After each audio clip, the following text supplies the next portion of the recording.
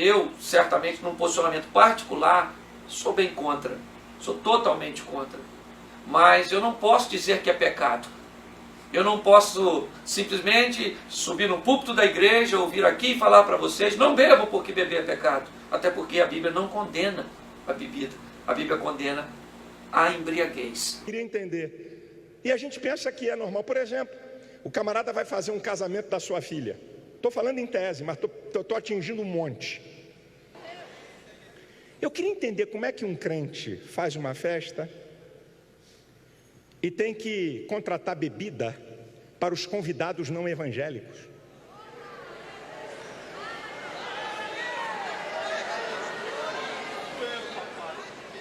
Você entendeu? Vamos, olha, é porque o meu nível, você entende, o meu nível social, a minha reputação, eu venho uns amigos que não são crentes, que hora boa para você dizer que você decidiu não se contaminar.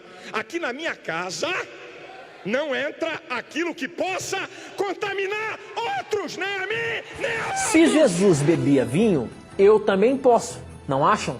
Olha aí a pergunta do Juninho, professor. Como é que fica isso então? Como que a gente vai explicar isso pro Juninho? Nós temos que entender, Juninho, que tipo de vinho Jesus bebia.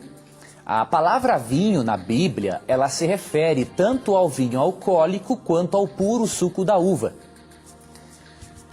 Como nós podemos saber que o vinho que Jesus bebeu não era o alcoólico? Nós podemos utilizar dois textos que não deixam dúvida alguma. Primeiro, eu vou ler para você esse texto que menciona que Cristo bebeu vinho, porque ele estava na festa de casamento na cidade de Caná, lá em João capítulo 2. Tá? É esse o relato que Juninho deve ter lido.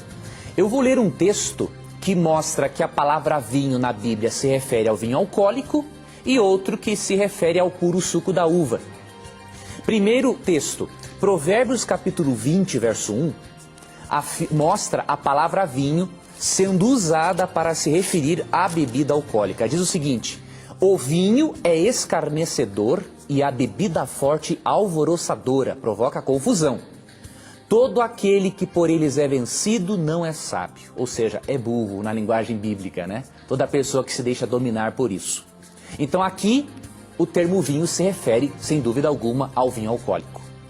Mas em outro texto da Bíblia, o termo vinho se refere ao puro suco da uva.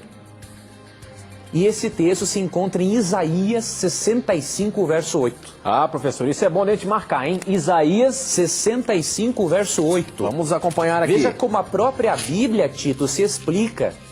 A própria Bíblia se explica. Isaías 65, 8 mostra que o termo vinho também se refere ao puro suco da uva. Diz o seguinte o texto: assim diz o Senhor, como quando se acha vinho num cacho de uvas, dizem, não o desperdices, pois há bênção nele, assim farei por amor de meus servos e não os destruirei a todos.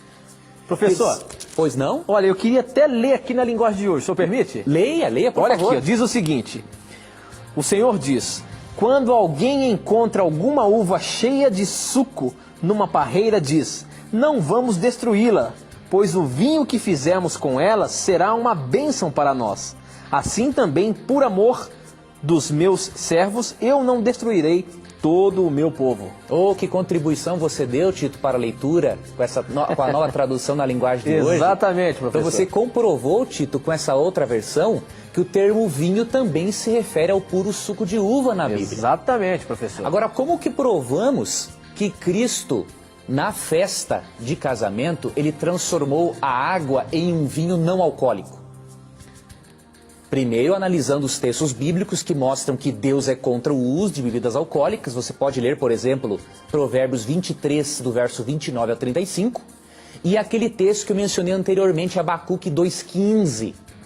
Lá é dito o seguinte, ai daquele que dá de beber ao seu companheiro. Se Jesus tivesse dado bebida alcoólica para aquelas pessoas na festa, Cristo estaria caindo na maldição de Abacuque 2,15. Aí Cristo seria um pecador e não poderia ser um salvador. Então não resta dúvida alguma, querido telespectador e amigo ouvinte, que o vinho utilizado por Jesus era o puro suco da uva. De acordo com Isaías 65:8, era o suco da uva existente na uva e não na Gálatas garrafa. 5:19-21, porque as obras da carne são manifestas, as quais são adultério, prostituição, impureza, lascívia, idolatria, feitiçaria, inimizades, porfias, emulações, iras, pelejas, dissensões, heresias, invejas, homicídios, bebedices, glutonarias e coisas semelhantes a estas, acerca das quais vos declaro, como já antes vos disse, que os que cometem tais coisas não herdarão o reino de Deus. Algumas situações que me ocorrem agora de quando o cristão não deveria beber álcool de jeito nenhum são essas. Primeiro, antes de dirigir, porque isso é proibido pela legislação e ele deve seguir a lei do país. E também é perigoso, porque diminui os seus reflexos. Ele está mais propenso a causar um acidente. Assim, da mesma forma, aqueles que falam ao celular dirigindo. É proibido. Outra situação em que o cristão nunca deve comer, não deve beber bebida alcoólica, quando ele está na presença de outros irmãos que têm restrições à bebida ou que já tiveram problemas com o alcoolismo. Porque isso vai servir de escândalo para aqueles que acham que não devem beber, e de tropeço para aqueles que tiveram problema com bebida. Não podem ver alguém beber na frente deles, que eles podem ficar à vontade.